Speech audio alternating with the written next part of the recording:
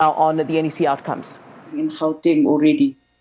Our meeting took place at a time when several parts of our country are experiencing sporadic acts of violence, looting, intimidation, and destruction of property. We condemn these acts without reservation. We support the government in efforts to strengthen its response and take harsher measures against this rioting, looting, and destruction of property. While these actions are being characterized by some people as a form of political protest, they are now clearly acts of sheer criminality. The ANC calls on religious leaders, trade unions, civil society, and all concerned South Africans to join us in condemning criminality, looting, and wanton destruction of livelihoods. The current violence in parts of KwaZulu-Natal and Gauteng is having damaging effects on the economy and livelihoods. A number of business organizations have registered their concerns with the widespread vandalism and destruction. Although there may be opportunistic and adventurous acts of looting driven by hardship and poverty, the poor and the marginalized will bear the brunt of this looting and destruction as critical public services are disrupted and jobs are lost. Access to safe and reliable public transport is being interrupted, and several small businesses have been destroyed. They will never recover, as we heard some business people say on television today. The ANC repeats that we will never tolerate attempts to respond to judicial or legal processes by threats and acts of violence. Law enforcement agencies must deal with looting and criminality, and the instigators of such acts must be brought to book. The NEC shares the pain of many ANC members and supporters who are saddened by the incarceration of President Jacob Zuma. While reaffirming our respect for the Constitution and the rule of law, we acknowledge that his imprisonment is a source of tension for some of our members. We nevertheless urge members to remain calm and desist from acts which divide and weaken our organization. The NEC reaffirms our support for the ANC leadership in both KwaZulu-Natal and Gauteng and instructs our deployees to these provinces to prioritize their engagements with structures in the province. The NEC itself will continue to engage structures throughout the country and in line with the applicable COVID regulations to brief our members in our approach to the situation. We've already had several briefings over the past week where we have engaged via Zoom and other platforms with members of our organization. Defeating the COVID-19 pandemic. South Africa is now in the midst of a third wave of infections that is proving to be more severe and may last longer than either of the previous two waves. The third wave is largely being driven by the Delta variant, which is more transmissible and more contagious than any other variant currently in our country. Whilst infections are now seemingly beginning to level off in Gauteng, we are seeing alarming increases in the Western Cape, Limpopo, KwaZulu-Natal, and the Northwest. Hospitalizations and tragically deaths remain very high, and our health system is under enormous strain. We commend frontline health workers for their continued dedication and service. The ANC therefore welcomes the announcement by President Ramaphosa to extend Alert Level 4 lockdown with additional adjustments to allow for further economic activity. We call on citizens to adhere to the lockdown regulations and specifically to avoid gathering in large numbers. COVID-19 is real and strikes indiscriminately. It is encouraging to hear that we should have much greater access to vaccines, and vaccine shortage should no longer be any impediment to us speeding up our vaccination program. However, the unrest of today has stopped the vaccinations from going ahead. So people are suffering because of the wantonness of a few. The ANC welcomes the steady increase in the rate of vaccination and urges government to speed this up exponentially. We are heartened that the Sinovac vaccine has now been approved by SAPRA. The ANC notes that 2 Cuban vaccines have been found to be effective and believe these vaccines will be submitted to the relevant authorities to undergo applicable approval processes. we remain committed to the multi-vaccine strategy. The ideal state of affairs will still be for South Africa and other countries on the continent to be allowed to manufacture vaccines on the continent. We continue to engage vaccine manufacturers to temporarily waive their intellectual property rights and share their technology for COVID-19 vaccines and treatments. Structures of the movement, the alliance, and the broader democratic movement must spread the message that vaccines are safe and they do save lives. On local government, the NEC received presentations on the state of local government and local government finances. These presentations provided a detailed picture of the state of local government in the areas of political governance, administration, service delivery, and financial management.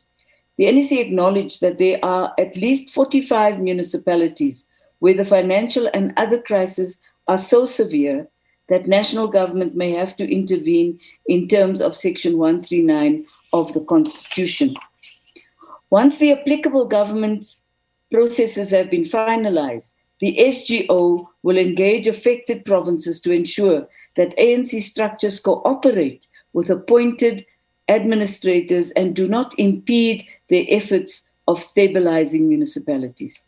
There are further 60 municipalities that are termed hotspots, which require rapid response teams constituted by national and provincial government with the ultimate goal to get the municipalities performing their mandates and delivering basic services to our people. Strategic vacant posts such as those of municipal managers and chief financial officers in local municipalities must be filled as a matter of urgency.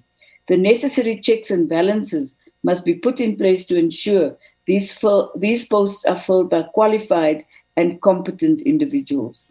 We also need to strengthen our candidate selection processes to ensure that ANC councillors have the necessary skills and competence to serve their communities.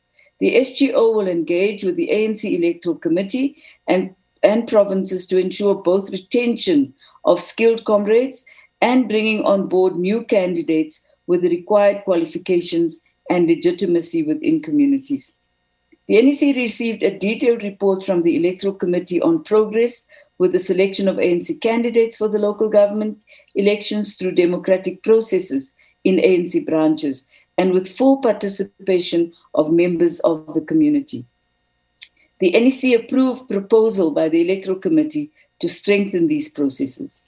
The NEC also directed that the NEC Subcommittee on Legal and Constitutional Affairs engage with the Electoral Committee and the Integrity Commission regarding further strengthening the powers of the Integrity Commission and other relevant structures on the conduct of internal democratic processes and inclusion of the rules, powers, and functions of the Electoral Committee in the ANC Constitution and Code of Conduct, and prepare proposals for consideration by the NEC in preparation for the next national conference, which, as you know, is at the end of 2022. The NEC agreed that the ANC will institute a process whereby political structures will interview mayoral candidates once the lists of 3 candidates have been submitted in order to identify strengths and weaknesses. This requirement will also apply to candidates for premiers during the national and provincial elections. Consideration will be given to similar requirements for comrades who are considered at all levels of government. These are elected people, members who are elected on the lists of the ANC. The ANC agreed that local government must begin to insource a number of services to minimize corruption, attract young people with skills, and create a number of local jobs.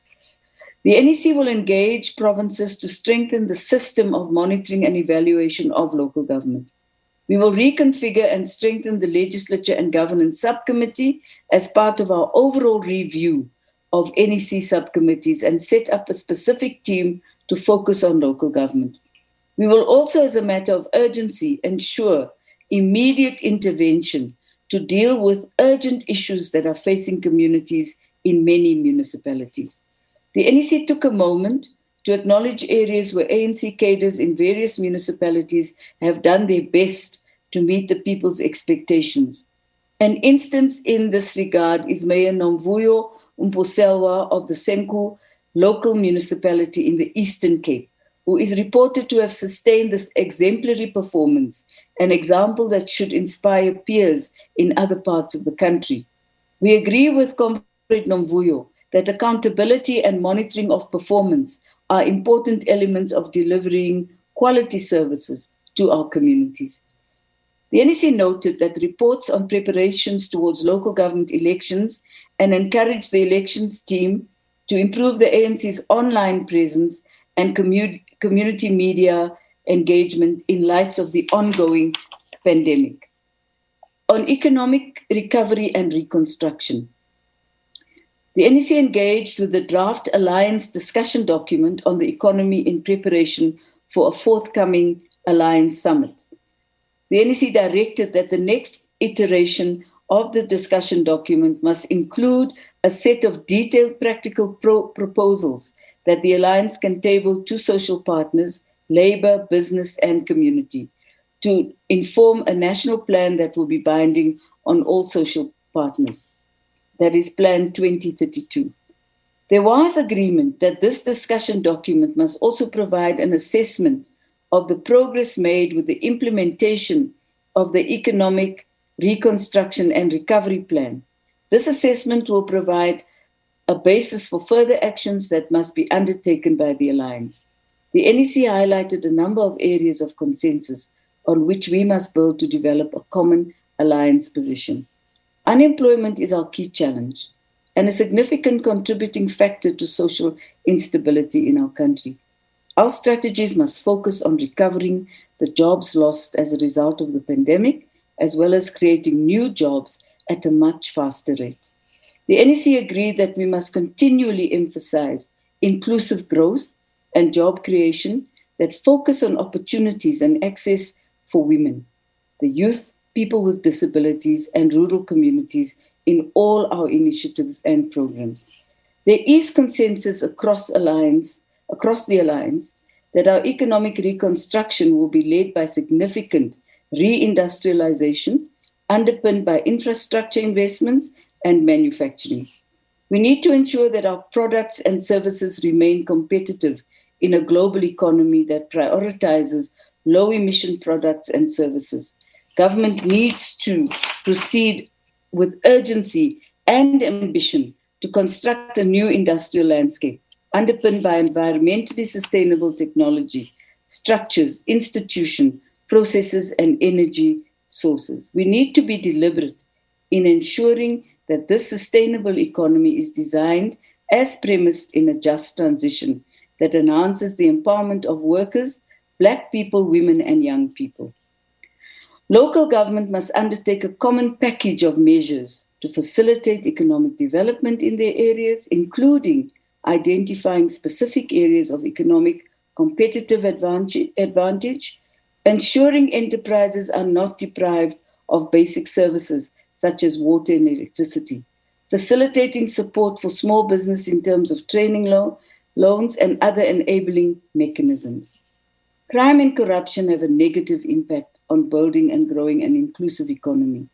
Local economic development is especially threatened by what has become known as local business forums, who demand what in essence amounts to protection fees in order not to disrupt business operations. The ANC supports government's planned intervention of a multidisciplinary law enforcement team composed of SABC, the state security agency, Hawks, and provincial departments of community safety to develop a response strategy. At the same time, the NEC directed ANC structures to engage and encourage any of our members involved to desist from participation in such business forums. The NEC agreed that government needs to be more targeted in ensuring that skills development and education outcomes align with the needs of the economy. Learners and students in especially TVET colleges must be empowered to respond to the demands of the fourth industrial revolution. We also need to reskill existing workers and new entrants in the market. The ANC recognizes the devastating effect that COVID-19, and in particular this third wave, continues to have on our people and the country. The NEC agrees with the need for deft management of the pandemic, taking into account the need both to save lives and livelihoods. Targeted restrictions, together with increasing pace of vaccinations, are an investment in the long-term health of the people of this country. Whilst the GDP has begun to recover, this has not resulted in a similar recovery in employment. The NEC therefore directed its deployees in government to investigate what additional relief can be provided. In this regard, the NEC welcomed the extension of the COVID-19 TERS program for affected workers and business. Building a non-sexist organization and society, the ANC reiterates its strong commitment to the affirmation of women as equal citizens of the country and members of our organization. We condemn any threats or any forms of intimidation used to exclude women from candidate selection processes. The organization must take firm action where such wrongdoing is encountered. The NEC will engage structures continuously on the fundamental principle of building a non-sexist society. We urge government to give fuller expression to this principle by including initiatives aimed at women's economic empowerment and the gender inequality in all its programs. Gender-based violence continues to plague our society, and we need to be more consistent in speaking out against the scourge. The NEC commends the ANC Women's League for its ongoing campaigns against gender-based violence and femicide, and encourages all our structures to emulate the Women's League. Government must finalize its processes to implement the National Strategic Plan on Gender-Based Violence and Femicide as a matter of urgency. Protecting the rights of the LGBTQI community. The NEC expressed its concern that our organization seems to be paying less attention and seemingly leaving the protection of the rights of the LGBTQI persons to the ANC Women's League only. There have been too many instances of violence against and murder of queer persons in the recent past, and the ANC must be stronger in speaking out against this. Any form of discrimination and violence based on sexual orientation and gender identity is unaccepted and will not be tolerated. We will embark on a campaign of educating society and encouraging all ANC members, especially male comrades, to become allies in the fight against homophobia. Reconfiguration of the alliance. We discussed the joint perspective on the reconfiguration of the alliance in preparation for the forthcoming Alliance Summit. The meeting reaffirmed the centrality of the alliance in defeating apartheid colonialism and eradicating its legacy by building a national democratic society. The meeting emphasized the importance of all components of the alliance being involved in the project of renewal, a common program of action aimed at addressing poverty, unemployment, and inequality, the strengthening of the developmental state, and the mobilization of motive forces, the role of the alliance building social compacts between government, labor, business, and communities, and establishment of mechanisms to constructively manage areas of disjuncture between alliance partners. On organizational matters, strengthening unity and renewal of the ANC, the NEC was unanimous that strengthening unity and renewing the ANC are the central mandates we received from the 54th National Conference. We reaffirmed the duty of every ANC member to work consistently and continuously to build unity and renew our movement. There was broad consensus in the meeting that renewal is not an event, but rather a series of interlinking actions, is multifaceted and will require dedication and commitment from all members of the movement. The NEC must intensively engage all structures and members in our endeavor to renew every aspect of how the organization works and serves the people. This process will be initiated as a matter of urgency. Our discussions with ANC structures should focus on developing a common understanding of the causes and features of challenges we face, as well as reaffirming the central pillars of our renewal project. Premised on this strategic objective of building a united, democratic, prosperous, and equitable society, these include building ANC branches as agents of change in their communities. The ANC must lead and be seen to be the leader of society, ending corruption and patronage in all their manifestations, developing committed and capable cadres, uniting the people of South Africa around the cause of social transformation, strengthening our non-racial character in both theory and practice, building a more youthful organization, achieving a gender equality across the board, enhancing people's confidence in the ANC and improving the ANC's electoral performance, embracing technology as an organizing tool. The NEC endorsed the proposal to establish a renewal commission composed of members of the NEC and other eminent ANC members with appropriate skills and expertise to develop a roadmap for renewal of the ANC called Vision 2032. The Secretary General's office, together with the O.R. Tambo Political School, will develop the terms of reference of the Renewal Commission, and these will be presented to the NEC for processing in the build-up to the 55th National Conference in 2022.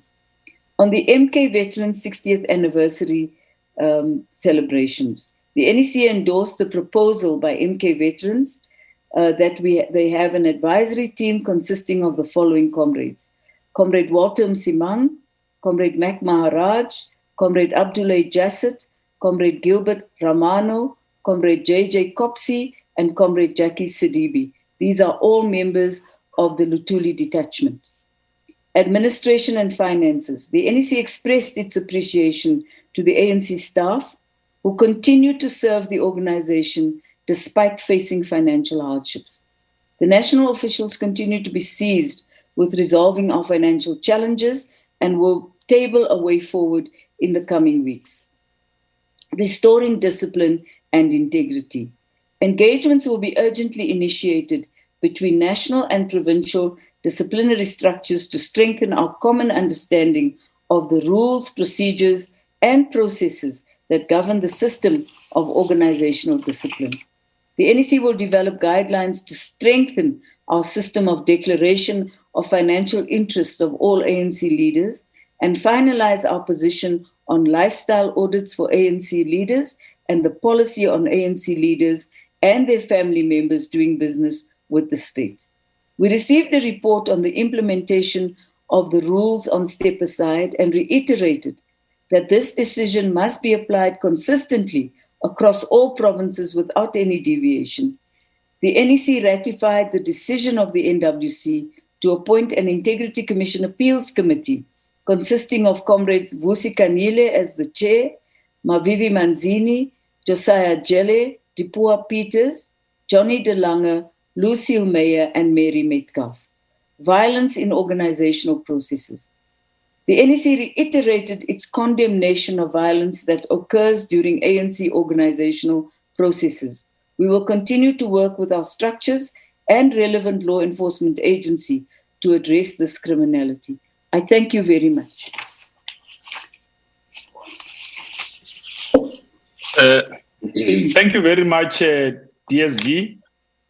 We'll now open for questions. We'll only do about 2 rounds of questions and appeal to the media that if your question has been covered, there's no need to repeat yourself.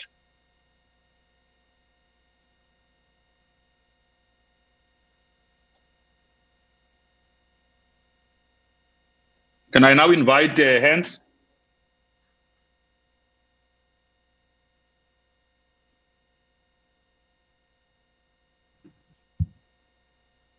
Okay, Tando, Karin, John, and Carol.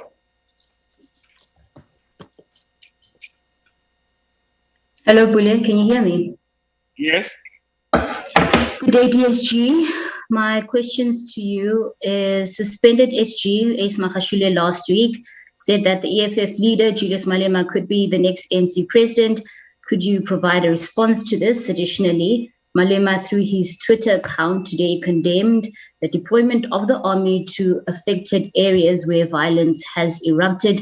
Does the NEC support the statement?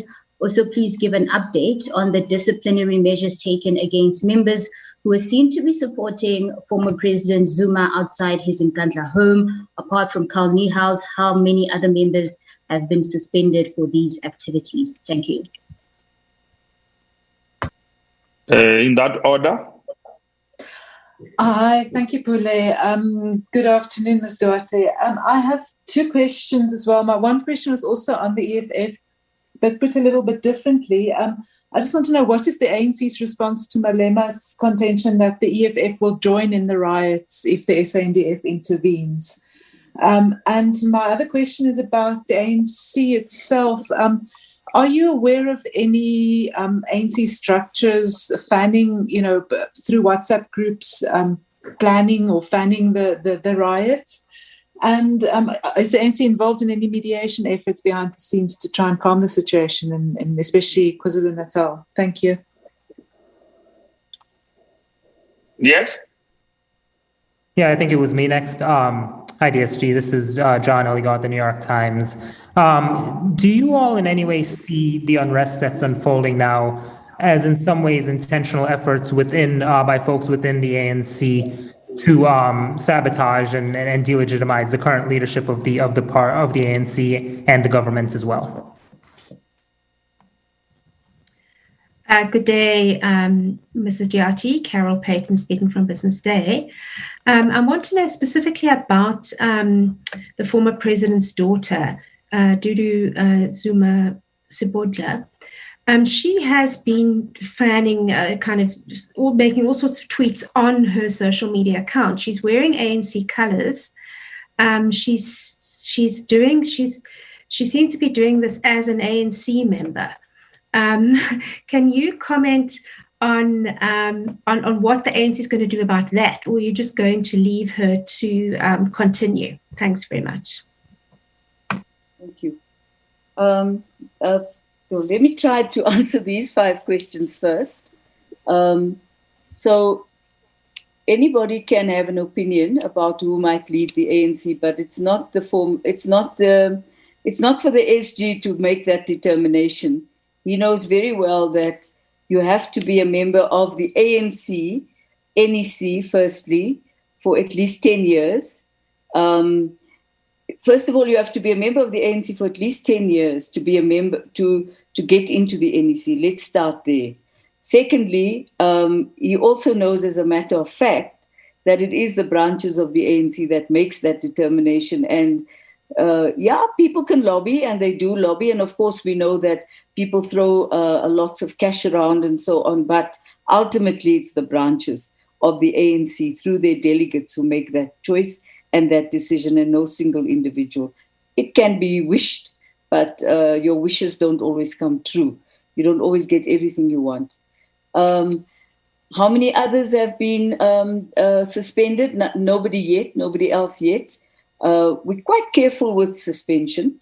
In the case of Mr. Niehaus, I can't really go into it in too much detail, because there's a video clip, there's a voice clip, 2 or 3 video clips, 2 or 3 voice clips that do point to him suggesting that there could be violence and so on. So he has been suspended, and he has appealed his suspension. We received his appeal today. That will go to the National Disciplinary Committee of Appeal for further consideration.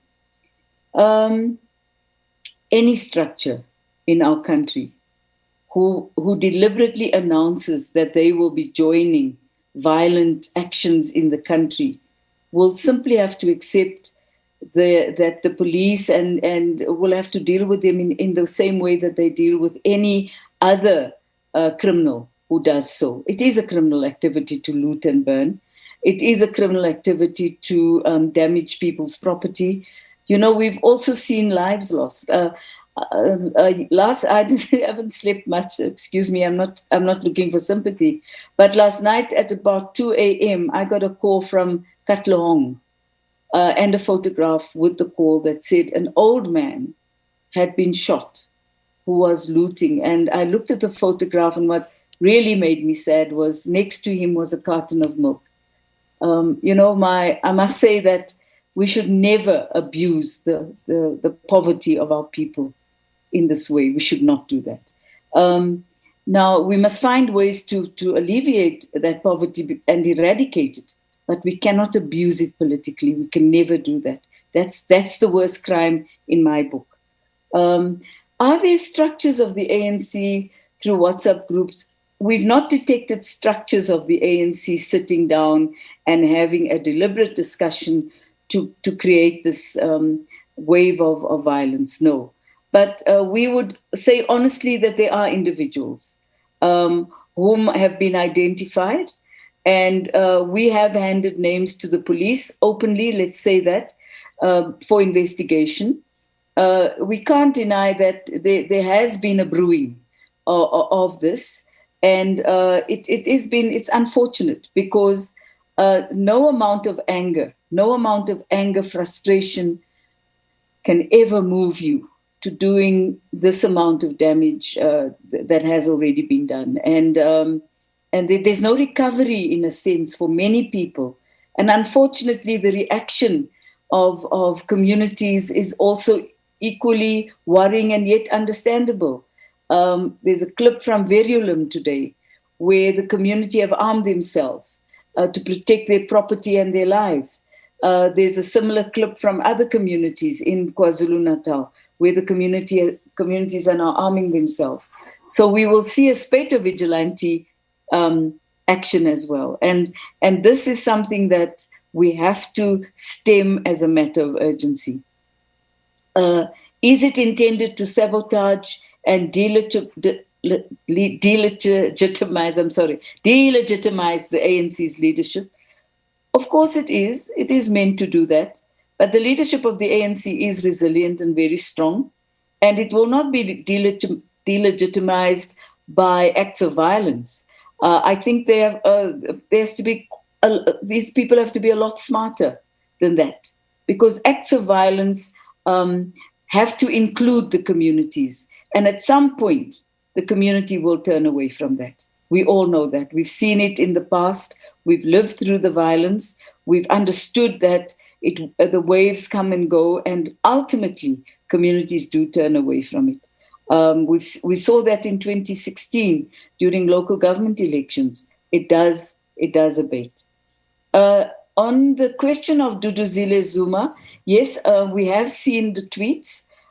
It's not only Duduzile Zuma, there are 5 other people who are also tweeting. Some are claiming that their tweets are fake, but if your tweet is fake, then you remove the fake tweet, or you put a fake sign over the tweet. You don't let it run for days on end, calling for let it burn, and you shall reap what you have sowed. That's the primary message that these very same 5 people are using, including Duduzile Zuma. So yes, we're not leaving it there. She will have to answer.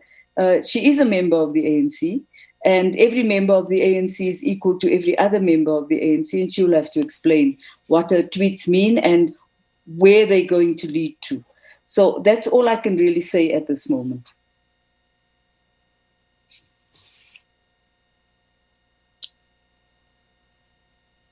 Further questions? Okay, DLG, can we continue? Still, we can continue with the list.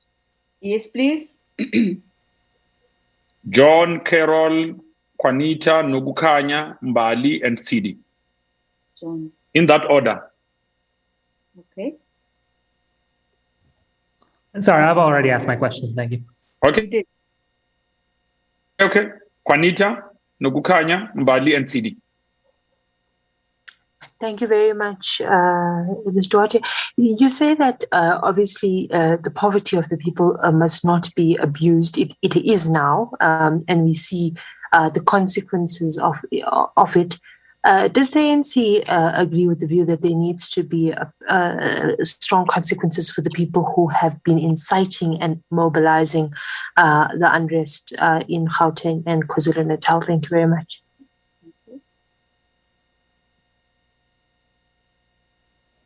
Afternoon to everyone. It's Nokanya from Jacaranda. DSG, in your delivery of the outcomes, you spoke about the ANC having to appear as leaders of society. So my question around that is whether the ANC is satisfied with how it's handled the current political turmoil, as much as there's criminal elements to it, but at the base of it is also a political element. We've had provincial leaders who haven't been seen on the ground. So are we not beyond the point where we're hiding beyond Zoom engagements with political leaders? Should they not be at this point on the ground? Then I wanted to add to John's question from earlier about the violence being created to undermine the leadership. Does the party accept that the factional battles are beyond or behind rather the escalating violence? And then my third one was, around the party building its unity and, recreating its image.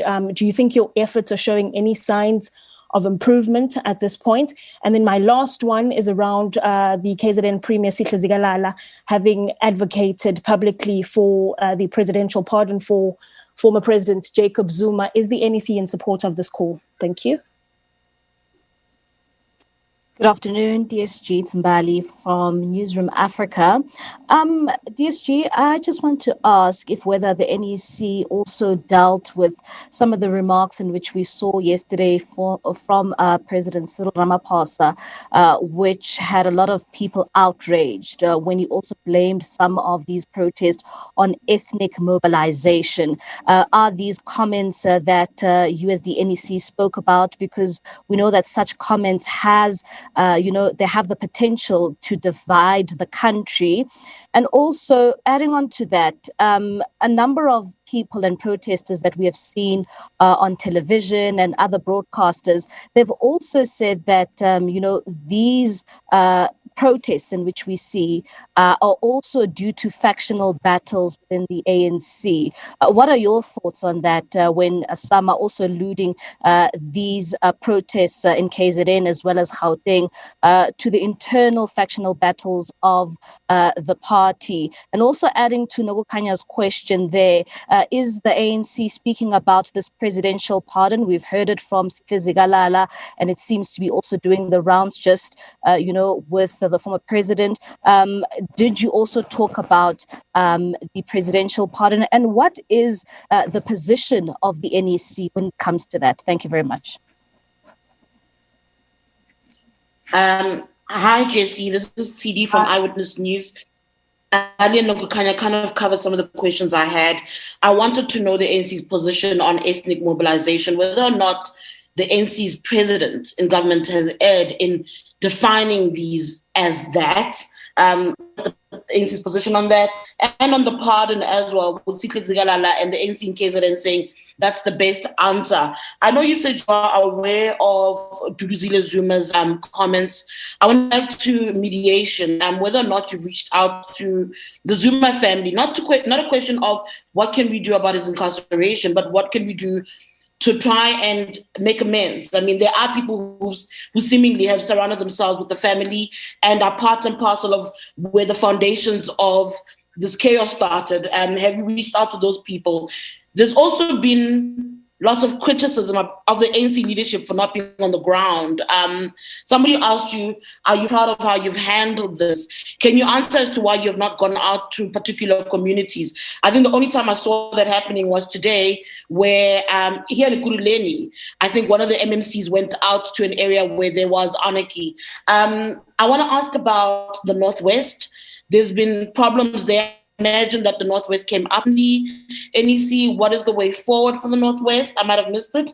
And then lastly, the MKMVA. Jesse, it's disbanded, yet to continue outside of the party. What happens there? I know there's issues around Carl Niehaus linked to... All right, let's come out of that. That is ANC DSG Jesse Duarte briefing the media on NEC outcomes. And it's not just that she was briefing on. Certainly, she had to speak on the issue of unrest. And perhaps importantly, and maybe sobering, and maybe I'll just end it on this, the fact that the unrest has stopped vaccinations at this point from happening. So very importantly, and just in regards to the decisions, lifestyle audits will take place within the ANC ANC, step-aside rule to be applied consistently across all structures. So in relation to what the briefing was about. Well, that's it from me, Flo Letrab, and the rest of the team here at SA Today. Please continue to stay tuned to SABC News. We continue to bring you rolling footage of the unrest that is currently taking place in the country. And certainly we will have for you live here the President's address later on. At this stage, we still don't have a time, but certainly that address will be taking place this evening. So do stay tuned here to SABC News. I now hand over to the team at the Full View.